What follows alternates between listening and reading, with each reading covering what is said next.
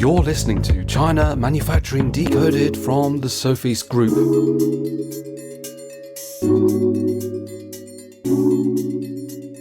Hi, welcome to episode 284. Adrian and Renaud with you today, and a little bit of a different podcast episode this time. You might remember about a month ago or so, we sent an email out to everybody who follows us and asked for some suggestions of topics we could cover. And we've already been through a couple of those in recent weeks with yourself, Renaud, and also with Kate came on. But we've got a few more to cover in this episode. So we're going to cover several different topics and just briefly sort of go over those. So it's going to be quite a varied but interesting episode. Okay.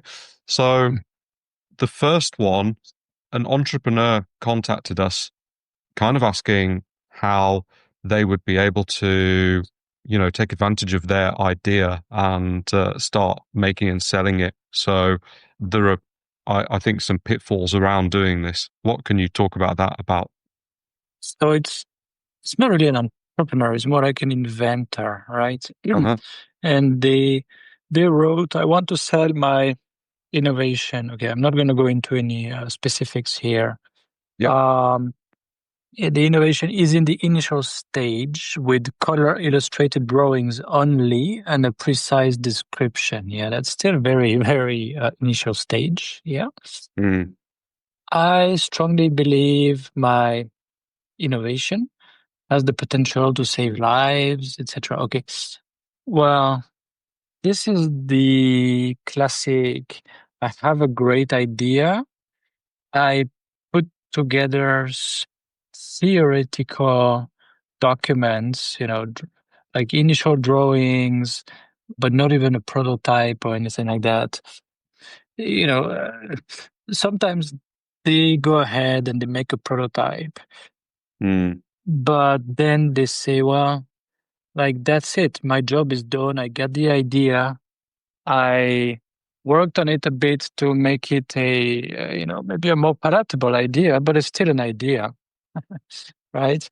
And just for that, I should make, I should make money. I would like it to go from invention to innovation that is applied and that goes into, real products that get used by real people. But I don't want to do it myself. Okay.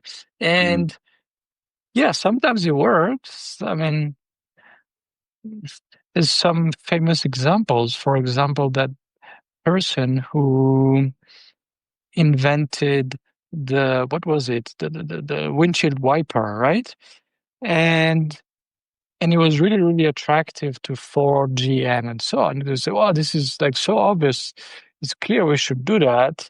And Ford, I believe it was Ford, kind of ripped them off and say, "Oh, whatever, I'm just going to do it. And we don't need to pay you a license fee or anything. Just do it ourselves." And they're saying, "Well, look, this is not really an invention. I mean, we already knew all of these components. You just put them together, blah, blah, blah." And the inventor, actually, I think there was a movie about that, or at least there's a book about that, I think, represented himself without a lawyer and actually argued pretty well and say, "Well, yeah, what about the book of," I forgot, maybe Hemingway or Edgar Poe or some famous writer, how about him? Like, open the first page and read the words. You already knew all the words, right? But that's still his intellectual property when he puts it together as a book, right? And that kind of argument won the case, and I believe he did collect on the application of his invention. But the problem is, this is one case in 10,000, right? Or even more.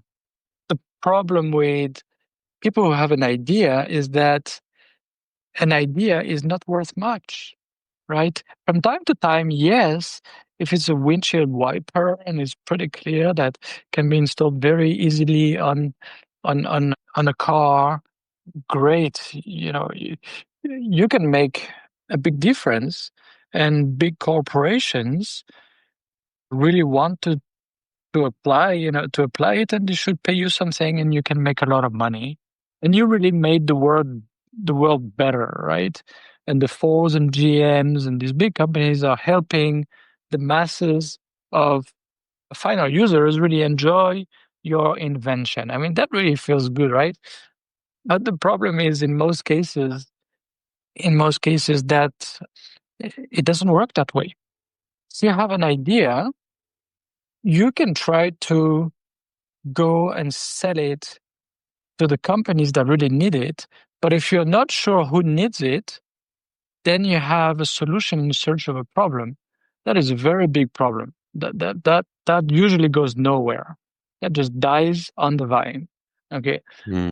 If you know precisely how it's going to be applied, who the gatekeepers are, basically who the companies that need to put your invention in practice, etc., right?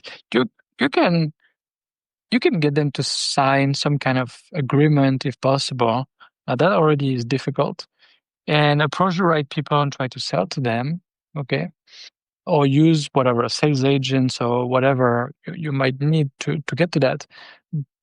But if you are starting from an idea and you don't have an idea, you don't have a clear concept of, again, who will help make that an applied innovation that will translate to, making people's lives better and whatever, and raise some money for you and so on, usually it doesn't go anywhere. Okay. So Mm. what does go somewhere usually is that people say, I'm going to build the business. Okay.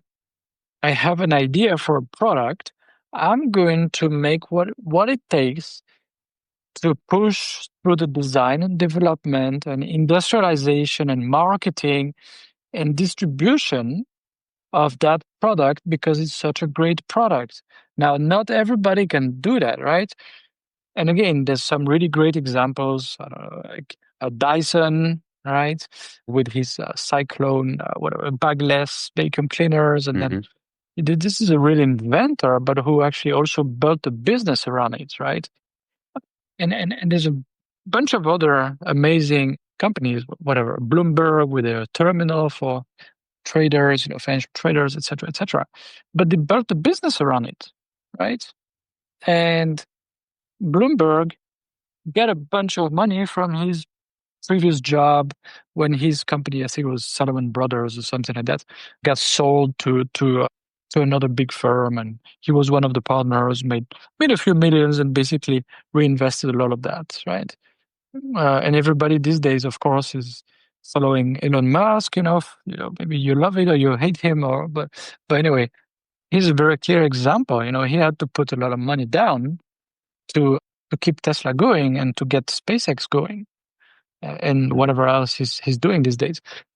If you build the business and you do it properly, and by the way, we have 3 good links for you that I think Adrian can put them in the show notes about how Yeah, to yeah. avoid the startup killers, right? So such Mm. a number of things that are going to kill your startup if you're not careful, right? But if you don't have the stomach to do that, well, yeah, your idea usually is worth nothing, right? So Mm. you can contact 1,000 people, send some random emails and everything, but chances are very slim that you can go somewhere. So that's unfortunately, this is the way things run, kind of response. Sorry, it's not very positive, Mm. but that's just from what I've seen. Most of the time, these kind of projects, it's not really a Yeah. project, like ideas, right? They usually don't go anywhere. So Mm. sorry, that's, hard truth. Sorry about that. Yeah, yeah. No, that's real talk. Okay, that's good. You were referring to the guy that invented the intermittent windshield wiper. I think it was in the early Right. 60s or something. That Oh, yeah. movie is called Flash of Genius. It's from Oh, nice. 2008. You could check Nice. it Thank out you. if you so desire. Anyway, yeah. Okay, good one. let's move on to something a little bit different, right? Someone was asking about what are the cultural differences in business relationship between Chinese companies and Western companies. We've discussed this in its own podcast episode, probably some years ago now. So we can definitely go back over this briefly. Yeah, well, business relationships. So some countries differ in their culture, and it really shows in their, the way they conduct business, and it varies a number of, let's say, parameters. And I think there was a guy called Hofstede, I believe, who was in the HR department of a big company, I believe IBM, and that might have been in the 50s or 60s. And he came up with some dimensions on which he rated a number of different countries, and you can really see things are very, very different. Closer to us, there's a good book called The Culture Map that also goes a bit in depth into some of the cultural differences. Okay, but if we say, Chinese companies versus, for Western companies, what does that mean? Because actually, Western, what is that? Like, there's big differences between, let's say, South Europe and North Europe, and versus North America, etc. In some respects, right? Even between USA and Canada, especially these days. So let's say contrast maybe USA versus China, because that, in some respects, is the furthest away that you can get from China in a business culture. In some respects, again, the USA, well, they have the highest number of lawyers per capita for a reason. They really like to draft contracts and then to protect themselves or pressure on the other party, and then they make it more transactional. And then, hey, if you don't do that, like, I can sue you. If you don't do that, there was going to be these penalties and things like that, right? So a bit more transactional. Very much, we're going to write things, and we're just going to do like we wrote, right? And we're going to be extra explicit about what exactly I want you to do and what you want me to do, and maybe how we're going to do it, and so on, right? Extra explicit. And they cannot believe, sometimes it's belief more than anything else, that they can foresee what might happen in the future. And then, okay, let's set the rules now so that we can all feel more comfortable and things will go nicer that way, right? And that's the role of like signing contracts and so on. In China, it's less transactional in the sense that people feel that, to be successful, they have to manage, the relationships of a number of people with the influence or the power that that they need. And that's over the years, so it's not very, very short term, actually. And then when they do business, including with an American customer or whatever, you want me to sign a contract, but who knows, who knows what's going to happen, right? So they're usually not fond of signing contracts. And even if they sign a contract, in their mind, the situation is kind of fluid and we have to adapt. And we'll adapt and we'll talk through the differences, when things happen. Right? And that can drive American customers crazy. Is it like, but we wrote that like black on white, blah, blah, blah. You say that and now you're doing that. Yeah, but hey, you get to see everything within the context, right? It's not like something you can write explicitly and it comes together with everything, all of the rules, and you can apply in whatever context. That doesn't happen. In the Chinese mindset, that's just something that makes no sense. Okay? In the Chinese mindset is more like, let's adapt to the circumstances together and let's see what, what makes sense at that time. And we don't necessarily need to speak about that, actually, because we are both parties are looking at the context and the circumstances, the conditions as they change, let's say around the deal, around the business relationship, one kind of expect the other one to know, it's like, I know that you know that I know that you know that, it's kind of this game, a little bit complicated sometimes, right? But yeah, it's definitely different, right? And so that's why American customers sometimes say, well, Chinese cannot really trust them to follow a contract, or what people like to say. I'm not sure I agree, but they say, oh, in China, the negotiation begins after you have signed the contract. Well, not really. If you sign a contract with them, they still think they know it's kind of serious. And if you show a factory owner something that they wrote, or they something that they signed on, like black and white, they would give it some weight, like, oh yeah, okay, well, I can't really turn around and do something totally different. What am I going to look like? Okay, especially in front of my staff and everybody else, right? I need to be careful what people think of me. So it does carry some weight. I would not say it doesn't carry any weight, or the negotiation starts only after. That's not correct. But things are supposed, they just see the situation as fluid again, and they expect that the other party knows that the respective obligations of each party should evolve as the situation evolves.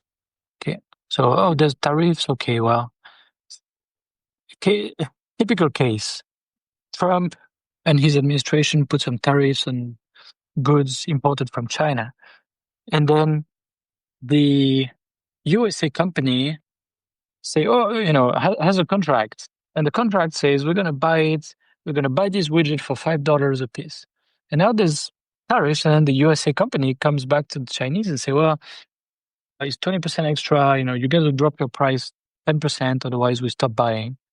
And then the Chinese are like, well, you see, you're not even following your own contract. I thought that once we all signed a contract, like things would not move. That's your idea, right? So sometimes they can also see it a bit as hypocritical, right?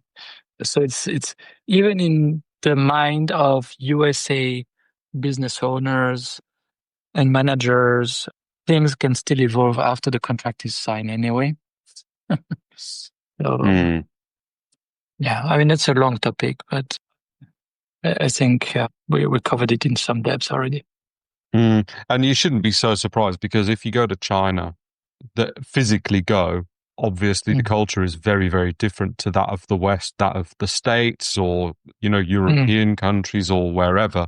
It's extremely different. So expecting the business culture to be just exactly the same that you're used to, it's not going to work, is it? So yeah, it's like, if you know, you know. Right. Yeah. Exactly. Okay. Let's move on to the third topic. This is a good one, I think. So, how do you reduce timelines on manufacturing? There's, of course, some different options that I'm sure you can suggest. So, let's say that a product is already fully developed, right? Because otherwise you go into a lot of extra factors. But if, for example, you want to buy a product and then a manufacturer tells you, well, the lead time to get it ready for shipping is, I don't know, 60 days. And you say, what? What's going on? Why? Okay. And then you want to reduce that maybe to whatever. Let's say ideally you would like 30 days or 20 days or something. Okay. What are the levers basically that you can look at? Okay. So the first question I would ask is, and let's say you want to buy, I don't know, 10,000 widgets, 10,000 units of your product.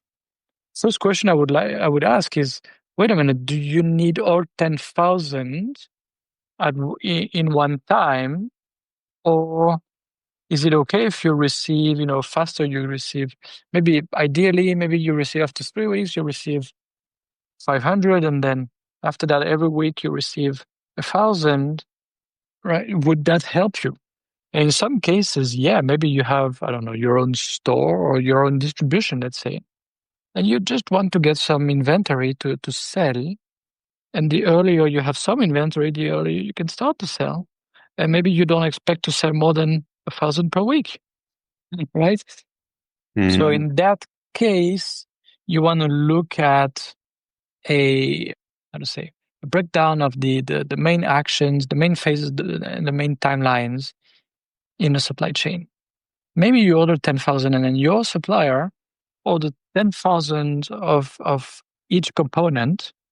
And one of the component suppliers say, wow, to make 10,000, wow, like I need 4 weeks just for that, or 5 weeks. Let's say they say, I need 5 weeks to make 10,000. And your supplier maybe is like, oh, okay, all right. But I buy 10,000 in one shot, so you give me a good deal. Right? Oh, okay. We'll do everything and then ship it to you. Okay. Whereas the same component supplier, if you told them, well, I want you to start to make it, and then when can you deliver the first 500? And then after that, can you deliver 1,000 a week to let's say, the main assembly supplier? Maybe they can deliver the first 500 after 2 weeks. And then again, 1,000 after that every week. Okay. Then you try to optimize everything for smaller batches, and all the way, from the let's say the components that are the constraint here, and you put assembly, the way assembly is organized, also in phase with that, and then you do more frequent small shipments, and maybe you're gonna pay more for these small shipments, but again, maybe you can start to sell after 5 weeks, and maybe you you save more than a month that way. So you do a lot more sales. So in the end, is it worth it to incur more cost? Well, maybe, right? So that's really the first question: are you trying to go for batch and queue, right? So make big batches and then, have the materials wait in the queue a lot, just to try to get a good deal at every stage of manufacturing, and then you receive a big batch. I don't know, maybe you receive 2 containers of product at the same time. Wow, I really optimized my costs here. But the material, the product is getting to me so late, I couldn't sell anything for 2 months, Maybe you're losing actually the opportunity of sales and everything. You're losing out. It's not good for your business. So that's really the first thing. Do you want to go batch and queue, or do you want to go a bit more that's what typical lean manufacturing consultants could help do, basically, right? Organize things in smaller batches. But sometimes you have resistance from the manufacturers, because more small batches is also more management, time and cost and blah, blah, blah, blah. They're not used to it. They don't really want to do it. It has tremendous advantages, actually, but they don't know it. So you might fight them for something that, maybe it's not worth it. Maybe you just cannot change their mind, right? Sometimes it's just not something you can change. Okay, so that's the first thing. But after that, you need to look at the levers. What can you do? Maybe can you order some of the long lead time components earlier, right? So do you want to compress the time from PO to shipment, or can you give a forecast earlier?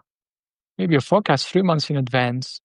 So, and then whatever, let's say 2 months before, it kind of becomes binding.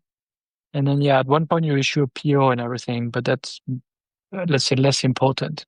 But at least your supplier could secure the right material, because based on your forecast, and especially your binding forecast, they know that you will consume it anyway. So they buy it even before your PO, maybe, right? That's an example that really helps in many cases. Otherwise, I mean, can you pay for like an express fee Sometimes one supplier will put you in the queue because, whatever, I have some other customers, they're bigger than you, whatever. Okay, well, can we pay you, 10% more, 20% more? Like it's really, really urgent, right? Sometimes that makes a difference. Like if you ship it to, by that date, then we give you this extra, uh, how to say, bonus, right? We pay you that much extra. It's also something that can work sometimes. And it's not just about the bonus, it's also about the opposite. It's about penalties with teeth, to push the supplier to hurry up. But if it's really how to say, a product that the supplier does a lot of and they don't really have any big risks to procure the components, maybe they have all the critical suppliers are double sourced, etc., then yeah, it makes sense to do something like that. Every day late, 0.5% or 1% penalty, right? Yeah, but if you also put a bonus, it's like, yeah, there's a bonus and a penalty. It's it sounds less like you're the bad guy, right? Yeah, Trying to get at them, right? sure. That makes sense. Apart from that, you need to understand, okay, what's the bottleneck?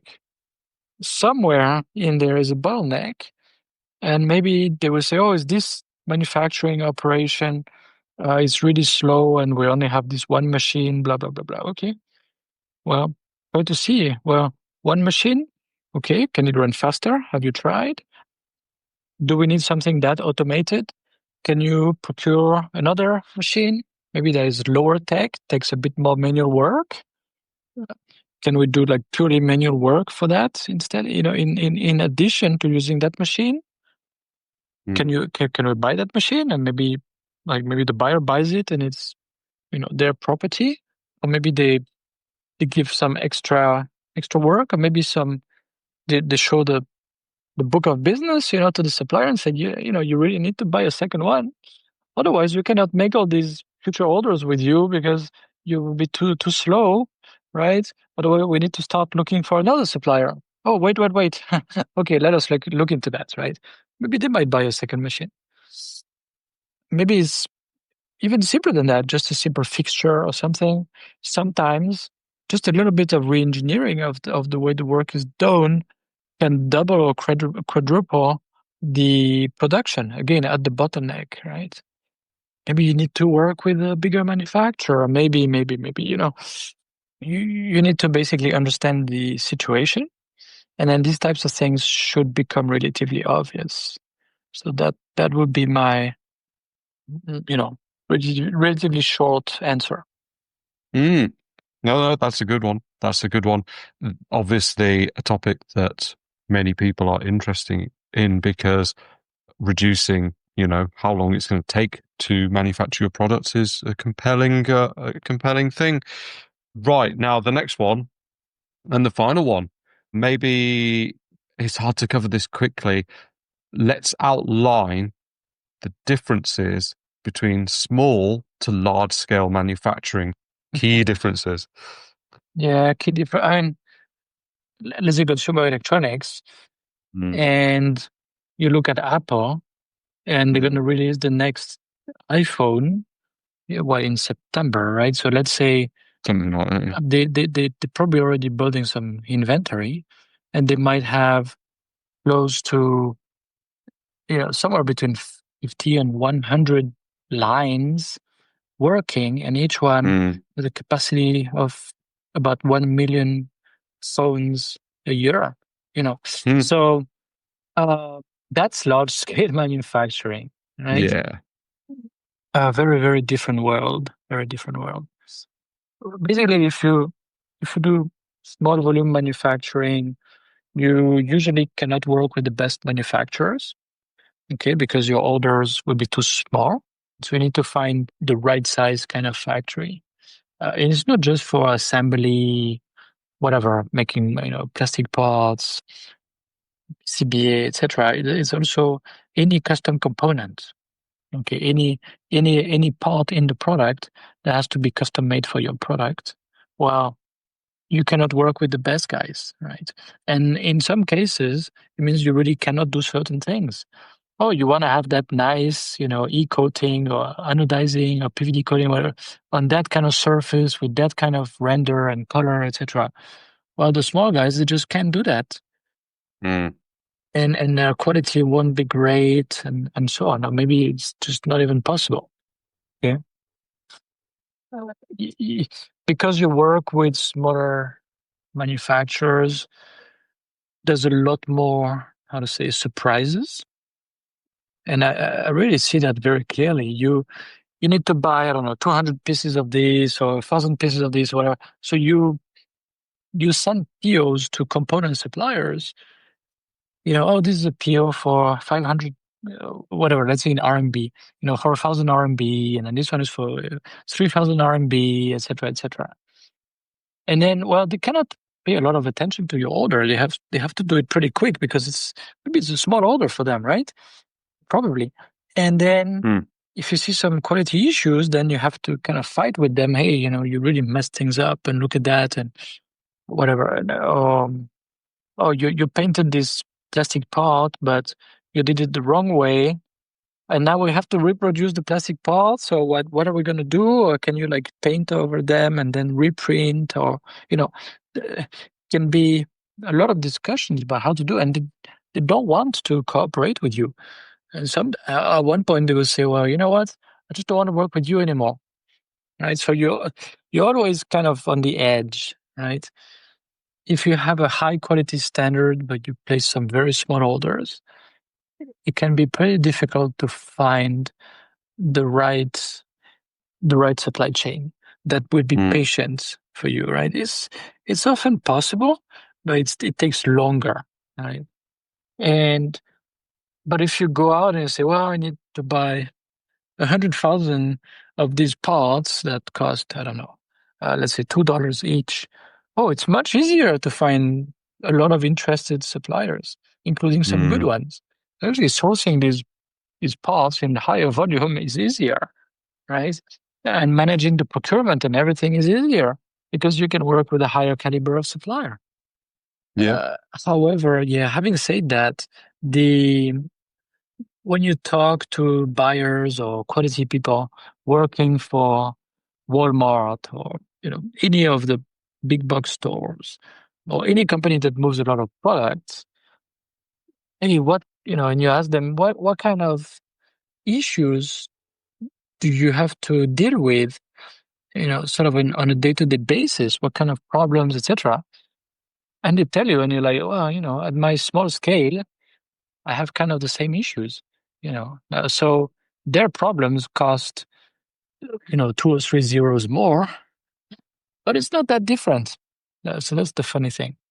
There are some differences, of course, but it's not like everything is different. But again, this is a very, very generic kind of answer because the question is very, very generic also. Yeah, no, that's okay. That's good. So that's a quick whiz through several different kinds of questions that we had from our listeners. So for everybody that sent them in, a big thank you. You've mentioned me adding some links to the show notes. I will do that, so please check them as ever. And I think at this point, let's call it to a close, Renaud. Thanks for going through those. And to everybody listening, thanks for joining us once again. Yep, thanks. Thanks again for listening to this podcast brought to you by the Sofeast Group. We're on a mission to provide you with everything you need to manufacture effectively in Asia, including inspections, auditing, new product development support, contract manufacturing, 3PL warehousing and fulfillment, and much, much more across Asia's key manufacturing areas. Visit us at sofeast.com, that's SOFEAST.com, to learn more and get help. If you've enjoyed the podcast today, please do rate, review, and share because it will really help others discover us too.